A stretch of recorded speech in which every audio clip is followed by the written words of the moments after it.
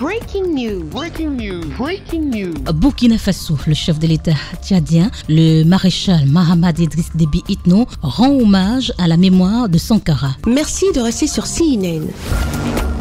Breaking news. Breaking news.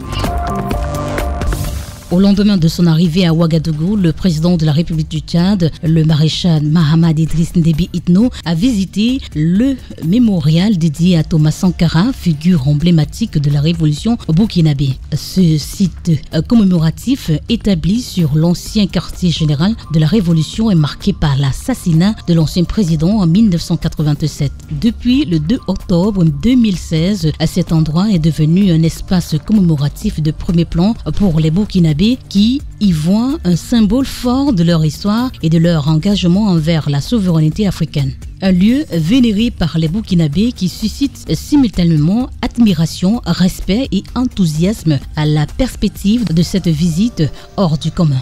Dans cette lancée, je dirais, d'un autre ordre mondial, le président tchadien vient au Burkina. C'est la première fois que nous vivons cela. Et surtout qu'il va poser ses pieds au mémorial Thomas Sankara.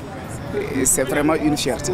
En mettant les pieds sur ce lieu, riche en histoire, le maréchal Mahamat Idriss Déby Itno se distingue comme le premier président en fonction à y faire une visite. Ce geste hautement symbolique reflète son respect et son adhésion aux principes défendus par Thomas Sankara. Avec cet hommage, il réitère son dévouement pour l'émancipation et l'autonomie du continent africain, se positionnant ainsi en accord avec les principes du leader panafricaniste. Le chef de l'État tchadien, le maréchal Mahamat Idriss Déby Itno, a été reçu par le premier ministre du Burkina Faso, Rintalba Jean-Emmanuel Ouedraogo, et a reçu la bénédiction de Touré Daouda, un ancien camarade de Sankara qui était très touché par cette visite. Ce dernier a salué la mémoire de ceux qui ont œuvré pour la libération et le progrès du continent, faisant le lien entre l'engagement du maréchal Mahamat Idriss Déby Itno et celui de Sankara dans la lutte pour une Afrique autonome et prospère. Le président de la transition du Tchad a ensuite observé une minute de silence, déposé une gèbe de fleurs et parcouru les différentes installations du mémorial sous la conduite de Luc Damiba, secrétaire général du comité international du mémorial. Il a découvert la statue en bronze massif de Sankara, les panneaux informatifs ainsi que la salle où l'ancien président burkinabé a été assassiné. Bayala Innotep, l'un des guides du site, a expliqué que ce mémorial ne se limite pas à un lieu de recueillement, mais constitue un repère essentiel pour les générations futures. Là où le sang de Sankara a été versé, ce sang 38 ans après a suffisamment fertilisé la terre et apte à faire pousser de nouvelles générations de Sankara.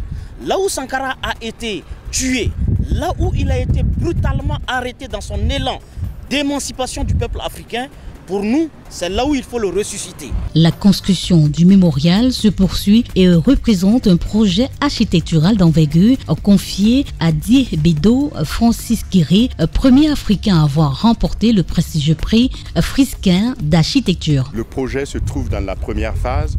Nous sommes en train de construire le mausolée, c'est-à-dire la demeure finale, la demeure éternelle du chef de l'État avec ses 12 compagnons. Les autres grandes parties du projet se composent d'abord par une grande tour, une tour de 87 mètres de hauteur qui signifie l'année où le président camarade est tombé. Et nous voulons inviter la jeunesse africaine à monter jusqu'au niveau 87 mètres et rêver le rêve du président Thomas Sankara et transporter ses idéaux dans tout le monde entier. Ce projet en cours de réalisation vise à immortaliser l'héritage du Sankara et en faire un centre d'inspiration pour la jeunesse africaine. Au fil de sa visite, le maréchal Mahamat Idriss Déby Itno a pris la pleine mesure de l'impact de Thomas Sankara, dont les idées continuent d'influencer une nouvelle génération de dirigeants africains, refusant la soumission aux influences extérieures et œuvrant pour la prospérité de leur nation. L'héritage de Sankara pousse aujourd'hui l'Afrique à repenser son avenir, à renforcer son unité et à promouvoir un développement axé sur la souveraineté et la dignité. Avant de quitter les lieux, le président de la République a inscrit des mots empreints de respect et de détermination dans le livre d'or, soulignant la portée intemporelle des idées de Sankara dans le combat actuel pour l'indépendance et l'autonomie des peuples africains. En rendant hommage à Thomas Sankara, maréchal Mahamat Idriss Déby Itno adresse un message fort à la jeunesse africaine: croire en son potentiel, revendiquer son indépendance et bâtir un avenir fondé sur la dignité et la souveraineté. En l'instar de Sankara, en son temps, il fait de l'audace un moteur et de la souveraineté une priorité, démontrant que l'Afrique peut se tenir droite,